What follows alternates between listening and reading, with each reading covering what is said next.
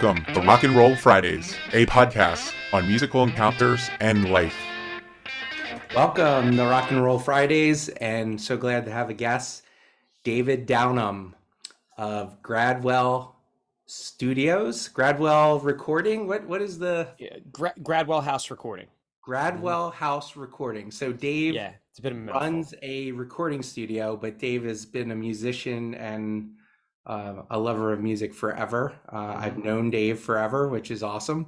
And in Haddon Heights, New Jersey, so South Jersey music fans, and I'm sure you get a lot of bands even from Philly, probably, right? And Exactly. talk a little bit about where these bands come to record from.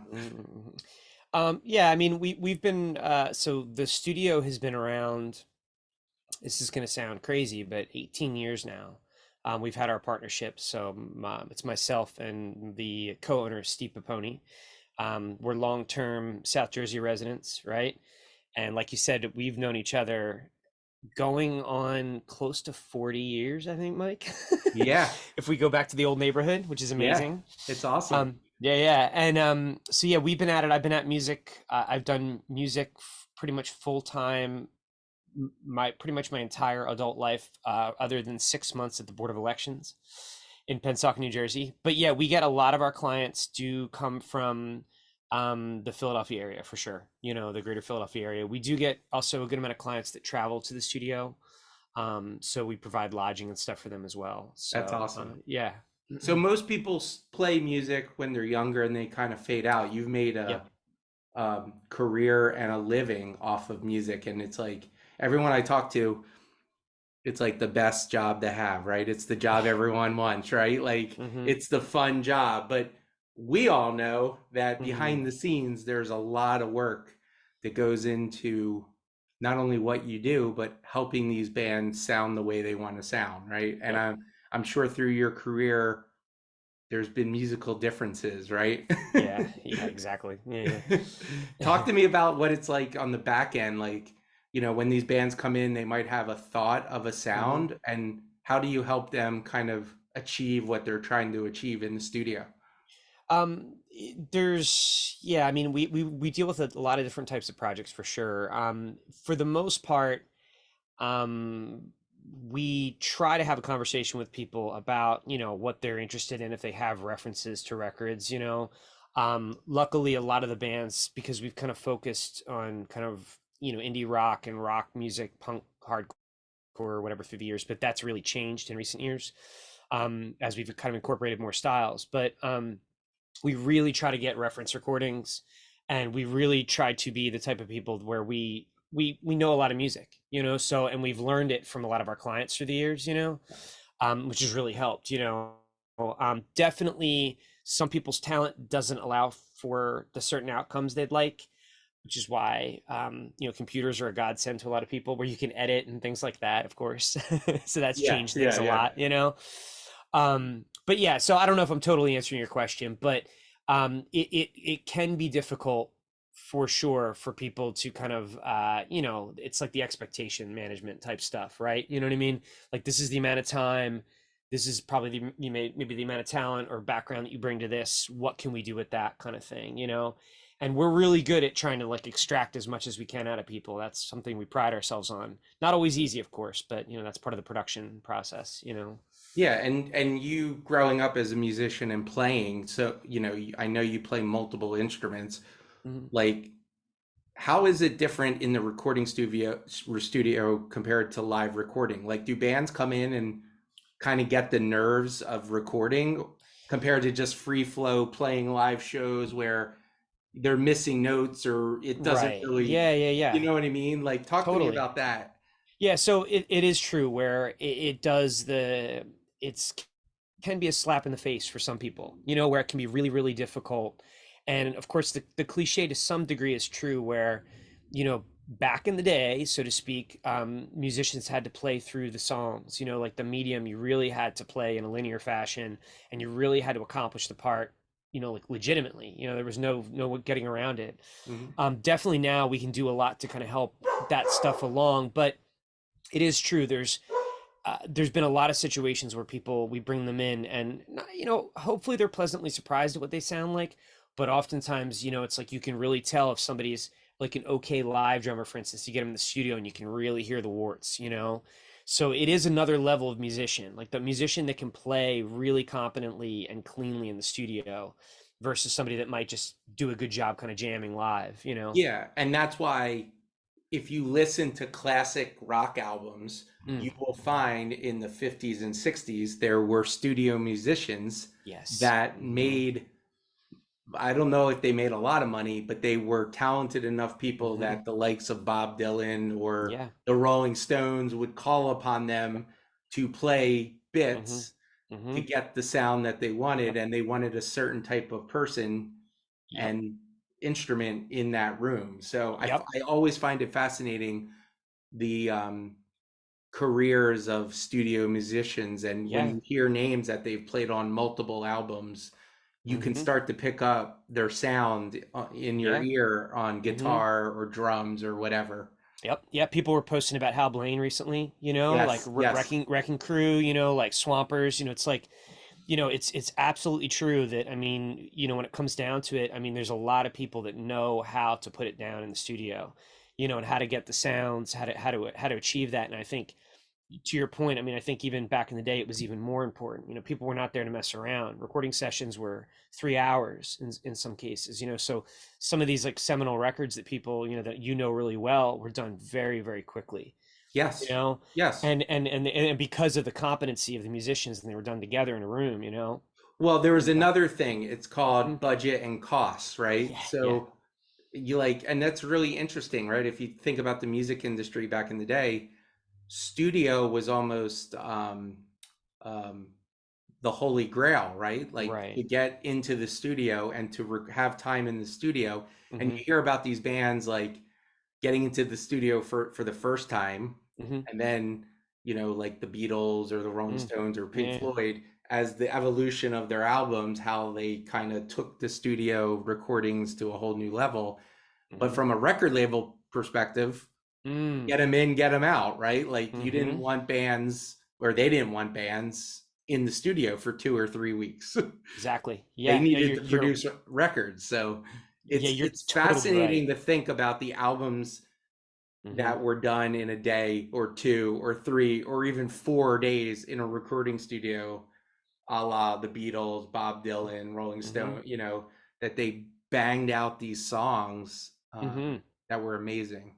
Yeah, no, you're absolutely right. And often, I mean, I think that there's still producers. I don't know if you know Daniel Lanois at all, but there's still producers to this day that really try to work in and like respect the idea of the magic of the moment. You know what I mean? That you don't need to spend. I mean, obviously, again, he's been involved in records that have taken a really long time, but that's because, you know, like Peter Gabriel and U2, they're like writing in the studio. Yeah. You know what I mean? But that all goes back, like to your point. I mean, you're totally right. That all goes back to the Beatles. They were like the kind of originators of, you know, I mean, like take Les Paul aside. I mean, Les Paul gets a shit ton of credit, I mean, for that. But the Beatles really started to do, I always compare them in my production classes to like the Kanyes and people now, where they would like spend overnight time in the studio just writing and trying to hash things out, you know. And so a lot of, you know, again, the cliche was, or the story goes that, you know, a lot of engineers and producers, specifically engineers, I shouldn't say producers because George Martin did most of the production, but a lot of engineers didn't want to work with them Right. because they were constantly trying to push the envelope, right, and Yeah. messing around, and it was a lot of time, you know, Yeah. like you're saying. It wasn't they were there for 3 hours, I can go home. It's like you had to hang with them and be patient, you know. Yes. Well, Yeah, the recent Beatles documentary plays you that see it. out, Yep. and it's fascinating to see, because a lot of people that listen to music don't know, and I know you could speak to this. Yeah, It's a yeah. job. Right, You right. know, Mm-hmm. I argue with some friends and they know who they are about bands touring and making Hmm. money. I'm like, they started in a garage. Hmm. That's their job. That's their livelihood. Hmm. That's their Yep. living. But to see that documentary of them literally in the studio Hmm. and listening to their own songs was fascinating. Hmm. Um, Talk a little bit about your teaching. Oh, yeah. So I run the audio production program at Camden County College, but I started teaching some quite a few years ago, and I've been an adjunct professor. I was at Drexel for a few years, University of Arts. I was at Rutgers Camden some years back, College of New Jersey, so jumped around. And then a few years ago, right before the pandemic, I took over that program. So yeah, it's really enjoyable. I mean, it's a 2-year kind of associates program, and it's very vocationally focused. So I have a bunch of really good professors. My partner Steve teaches live sound and studio maintenance. We teach engineering, production, how to use software, vinyl Yep. sampling. It's awesome. Like I said, really good teachers that are working people. The working sound designers, working mixers, and all that. And yeah, I really love it. I've loved classroom teaching for a long time. And or college, level stuff. And you mentioned the word sound, obviously. Yeah. It is, and I took a couple production type classes back in the day, and one thing I took away was like speaking about the Beatles or Abbey Road or Yeah. whatever. Like if the microphone is like 15 feet farther away, the sound changes, and that just blows my mind that the setup matters. Yep. Can you talk a little bit about Mm. what the setup is and how you go about it to capture certain elements? Sure. Because one of the things that I learned in that class was, as you're listening to music, can you listen to just the guitar solo in its silo? Can you listen to the drums? And it always stuck with me. If the microphones were placed differently in Beatles songs, the sound might be different. And it just blew my mind. Yeah. I mean, the Beatles are really interesting because well, I'm sure you know this, but it's the Recording the Beatles book. I mean, it really, it got behind the scenes of a lot of this, but they really try to push the envelope in like every type of direction, and to this day, I will teach the techniques that they used. You know what I mean? Because they're so well known and they were so well documented, right? But for instance, if let's take the Beatles for example, and the drums on the Beatles records, most of the early Beatles records were recorded with a couple microphones. But also, if you look at their orientation, they would record in a really large room, but they would push into the corner. So the recordings don't sound incredibly ambient. But by contrast, if you take the Zeppelin model, right, that those drums might have been recorded at first again with similar like 2 or 3 microphones, but Bonham's whole charge to everybody he worked with was get the mics away from me, right? I want the sound to sound like my whole drum set. Do you know what I mean? From a distance, you hear that roominess. You know what I mean? And that's like our, we absolutely love that type of sound in the studio. So, for instance, with our live room is about 1,000 square feet, and it's very ambient. So for instance, if people are familiar with, again, the Led Zeppelin type sound, or if you're familiar with like Nirvana in Utero or something, our drum room sounds like that. It's bombastic, right? Yeah. And what we'll do is, like, to your point, we'll put microphones close to get the detail, but then we put microphones back to capture the spill right into the room, right? Yeah. And all those reflections to try to give, again, to get to your brain psychoacoustically, like we're in a big space, Yep. And there's a lot of and to make it feel loud, right? And to make it feel energized, There's a great book by David Byrne that he wrote. Yes, I have it. Yeah. I forget the title. I think it was like what music means or how music sounds. And he talks about the different rooms. Yeah. Back to the Baroque period. Right. And then all the way to like CBGBs. And it's a fascinating read if you're a music dork, right? Sure. Because it talks about what you're talking about. It's like the room matters. Right. Yep. Yeah. And thus the setup matters to what you do in recording. So it's pretty fascinating. And it's something like a lot of people don't think about when they're listening to albums. And to your point earlier about now with the electronic and digital, it brings a whole new element into it, you know? And it obviously has for a long time, but one good example for listeners of your podcast would be like the idea that if you listen to the 80s, like when a lot of digital effects came in, it changed things a lot, right? Because I juxtapose, for instance, I'll use Fleetwood Mac, I'll use Rumors, right?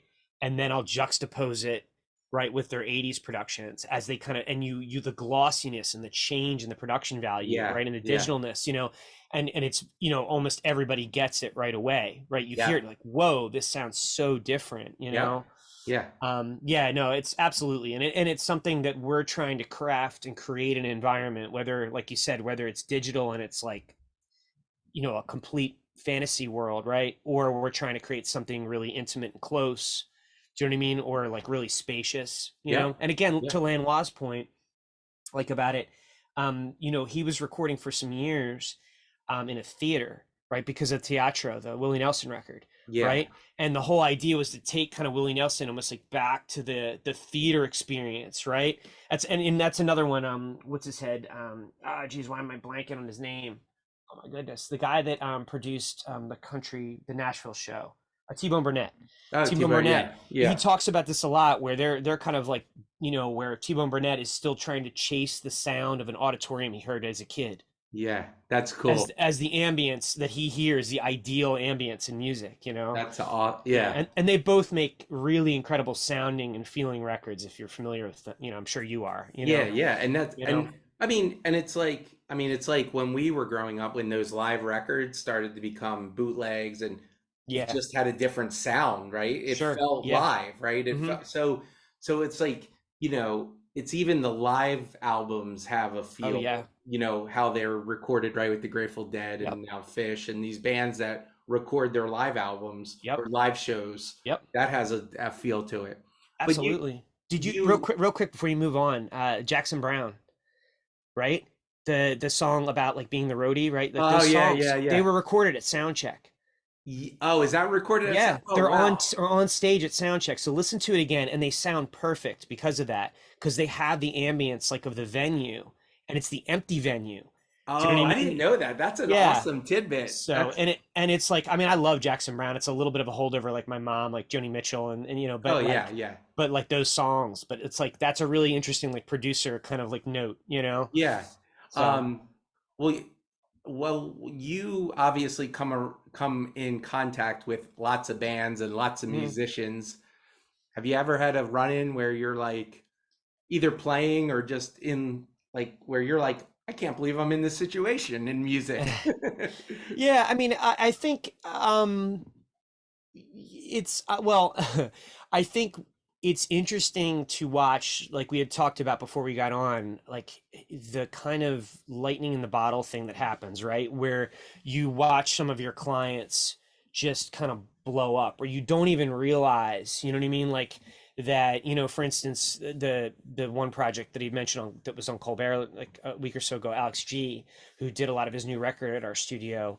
It's like talking to him before he did it, he was almost like, I didn't realize how big Colbert was. You know what I mean? It was like Yeah. he didn't. It's like he almost like a little childlike, but like, my partner Steve, who did the sound for them, sent us a picture, and it was a picture from the stage where it showed the Beatles on the Ed Sullivan, and it's the same stage they're using for that. You know what I mean? And it's like you're like, wow, that's such a great thing to see for them. You know what I mean? Yeah. Like where they're kind of like going out and they're, like they've been around for a bit, but when you see people actually go up, it's Yeah. really really interesting. Yeah, and you're part Mm, of their musical journey because you're helping exactly. them record their albums. It's Yep. so cool. Yeah, and I mean one of our tenants, Clay Sears, who has a room downstairs.